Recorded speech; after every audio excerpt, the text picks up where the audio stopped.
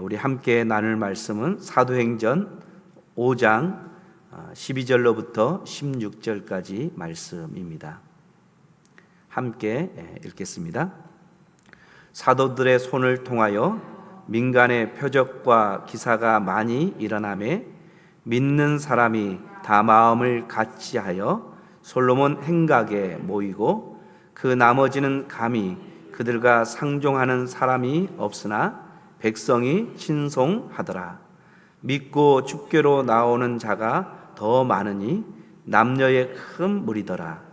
심지어 병든 사람을 메고 거리에 나가 침대와 요 위에 누이고 베드로가 지날 때에 혹 그의 그림자라도 누구에게 덮일까 바라고 예루살렘 부근에 수많은 사람들도 모여 병든 사람과 더러운 귀신에게 괴로움을 받는 사람을 데리고 와서 다 나음을 얻으리라. 아멘.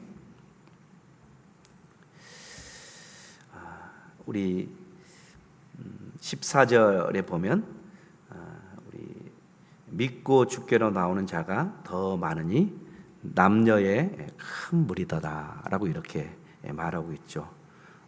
계속적으로 믿는 자들이 늘어나는 것입니다. 초대교회 상황이 좋았기 때문에 믿는 사의 수가 더 늘어난 것은 아닙니다. 사실은 초대교회의 그 주변에 일어나는 시대적 상황은 참으로 어려운 그런 상황 가운데 있었던 것을 보게 되죠. 우리 사도행전 4장 우리 17절과 18절에 보면 사내들의 공회의 경고가 있었죠. 베드로와 요한에게 더 이상 예수 그리스도의 이름을 민간에게 전하지 말아라 라는 그런 경고가 있었죠.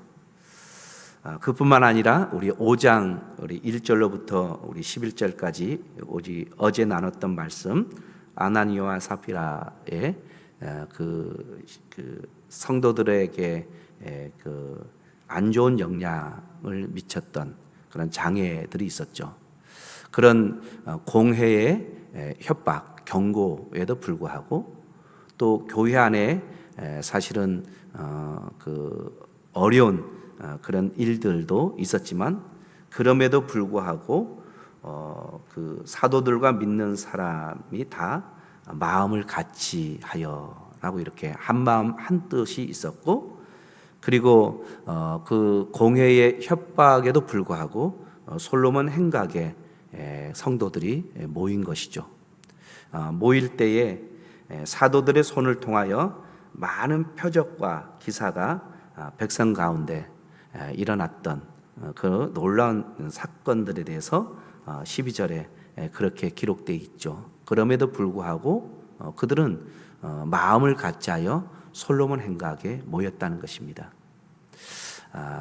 그리스도의 복음을 듣기 위하여, 그리고 그 가운데 놀란 역사들이 일어나고 있는 것을 보게 되죠. 표적과 기사, 바로 증거들이죠. 하나님의 사람이라는 증거, 그 증거들이 사도들의 손에서 일어나는 것들을 보게 되죠. 그래서 제주 기독교 역사뿐만 아니라 어느 나라든지 기독교 초기의 역사에 성장의 큰 그 원동력이 되었던 것은 바로 부흥회를 통한 많은 치료의 역사들이 일어났던 것.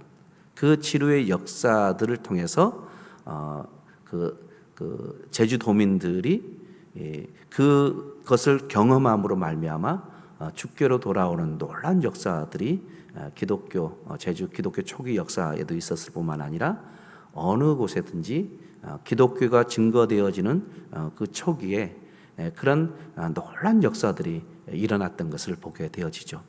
예수님 당시에도 예수님께서 행하시는 놀라운 역사들을 통해서 그 구원받는 사람들이 늘어났지만 초대교회의 역사도 사도들의 그 능력, 사도들의 능력이 아니라 하나님께로부터 오는 능력이 사도들을 통해서 나타났는데 많은 병자들이 나음을 통해서 많은 사람들이 주님께로 돌아오는 놀라운 역사가 있었던 것을 보게 되어지죠.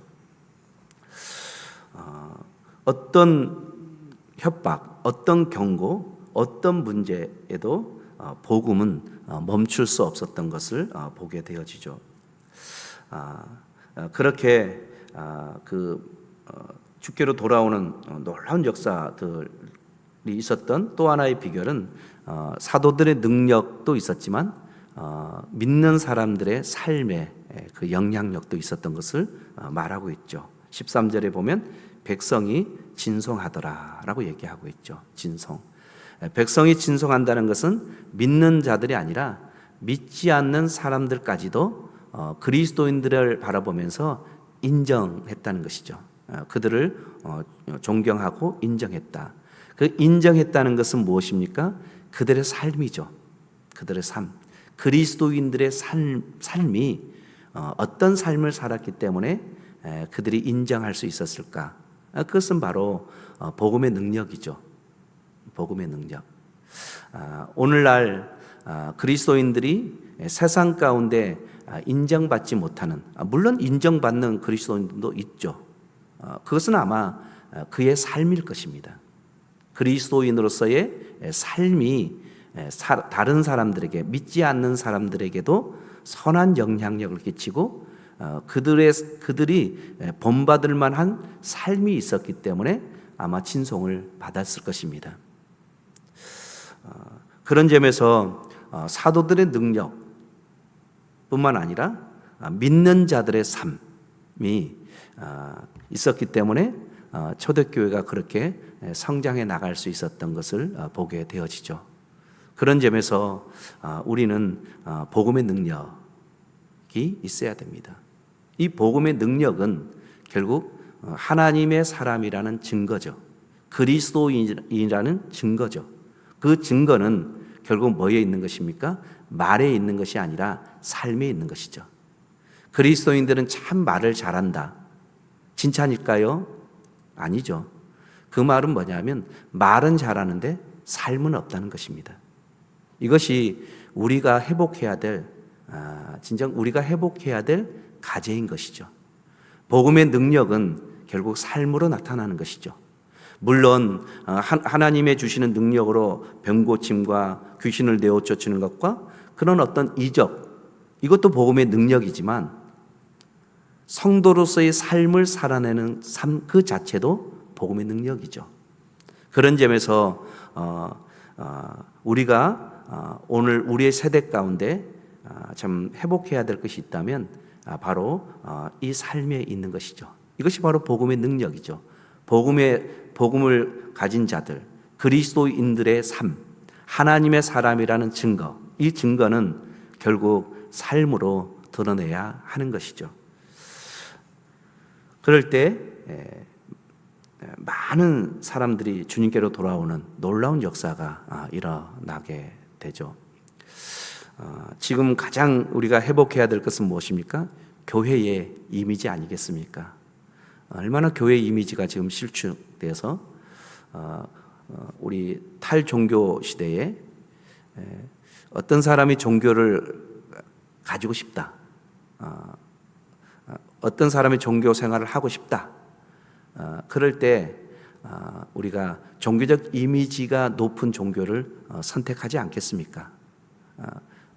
우리는 우리야말로 살아계신 하나님을 믿고 기독교야말로 참된 진리고 좀 기독교만이 참 생명의 종교다.